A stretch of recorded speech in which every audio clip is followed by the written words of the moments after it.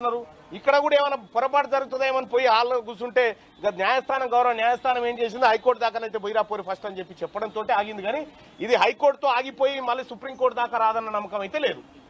అక్కడ ఆ వ్యవహారం జరుగుతుంది, మళ్ళీ ఇక్కడికి వస్తుంది. కాబట్టి నేను రిక్వెస్ట్ చేస్తా ఉన్నా, రెడ్డి మిత్రులకు రిక్వెస్ట్ చేస్తా ఉన్నా, మా కడుపు కొట్టకండి, మా పొట్ట మీద కొట్టకండి, దయచేసి మీరు పిటిషన్లు వాపసు తీసుకోమని చెప్పి రిక్వెస్ట్ చేస్తా ఉన్నా.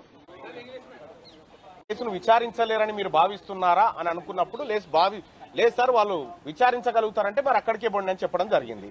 ఇది ఇక్కడ గవర్నమెంట్ విజయమో ఇంకోవరి విజయమో కాదు, ఇది కేవలం ఆపరేషన్ సక్సెస్ పేషెంట్ డెత్, ఇది మాత్రమే జరిగింది. రేపు హైకోర్టులో ఇదే తరహాలో ఉండదు.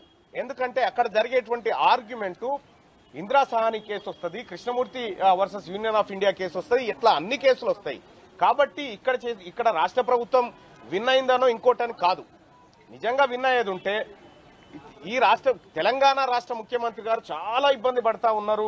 అనేకమైనటువంటి అడ్వకేట్లను, సిబ్బందిని, మంత్రులను ఇక్కడ దూలకంటే ఆ పిటిషన్లు వేసినటువంటి ఇద్దరు రెడ్లను మీరు ఊకొండా అంటే అయిపోతుంది.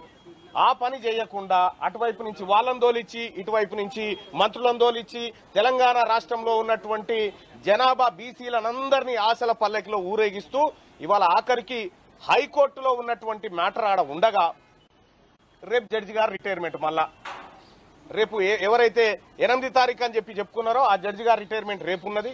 సో ఈ అన్ని అంశాలు చూస్తున్నటువంటి పరిస్థితుల్లో ఇంకా కేసు ఇన్డెప్త్ లోకి పోలేదు. రాష్ట్ర ప్రభుత్వం చిత్తశుద్ధితోటి విధానంతో రాలేదు ఇక్కడికి.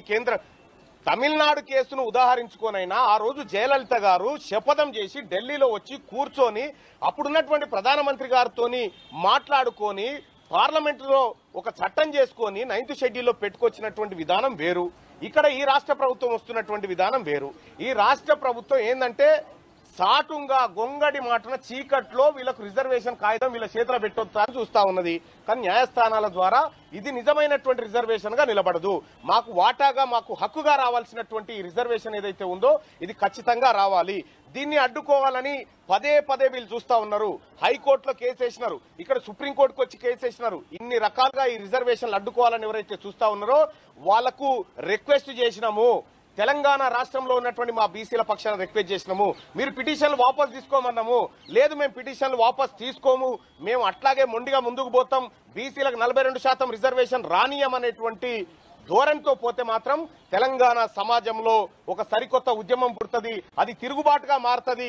అది ఆ తర్వాత పరిణామాలన్నిటికీ రాష్ట్ర ప్రభుత్వమే బాధ్యత వహించాల్సి ఉంటుంది. మీ రెడ్డి జాగృతికి సంబంధించినటువంటి వాళ్ళే పిటిషన్లు వేస్తారు, మీ ముఖ్యమంత్రి రెడ్డికి సంబంధించిన ముఖ్యమంత్రి జీవో ఇస్తాడు, రెడ్డి ప్లీడర్ గారే వాదిస్తాడు. ఇలా బీసీలను పిచ్చోళ్ళని చేస్తేందుకు ఇక్కడ మాకు సుప్రీంకోర్టు చుట్టూ, మాకు హైకోర్టు చుట్టూ తింపుకుంటూ ఇలా మమ్మల్ని మోసగించే ప్రయత్నం చేస్తా ఉన్నారు.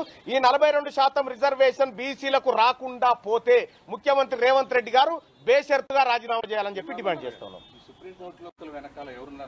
100% రేవంత్ రెడ్డి గారు ఉన్నారు. 4 కోట్ల మందిని కంట్రోల్ చేయగల శక్తి రేవంత్ రెడ్డి గారి దగ్గర ఉన్నప్పుడు ఇద్దరిని కంట్రోల్ చేసే శక్తి లేదా ఆయన దగ్గర?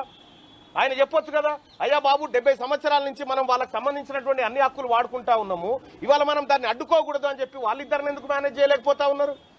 కాబట్టి నేనేమంటా ఉన్నా, రాష్ట్ర ప్రభుత్వం చిత్తశుద్ధి ఉంటే ఇలా కంచగచ్చి బౌలి భూములకు సంబంధించి వాదనలు ఎట్లా జరిగినాయి, ఎంత పెద్ద లాయర్లు వచ్చినారు, ఇక్కడ కూడా ఏమైనా పొరపాటు జరుగుతుందేమని పోయి హాల్లో కూర్చుంటే గౌరవ న్యాయస్థానం ఏం చేసింది హైకోర్టు దాకానైతే పోయిరాపోయి ఫస్ట్ అని చెప్పి చెప్పడంతో ఆగింది. కానీ ఇది హైకోర్టుతో ఆగిపోయి మళ్ళీ సుప్రీంకోర్టు దాకా రాదన్న నమ్మకం అయితే లేదు.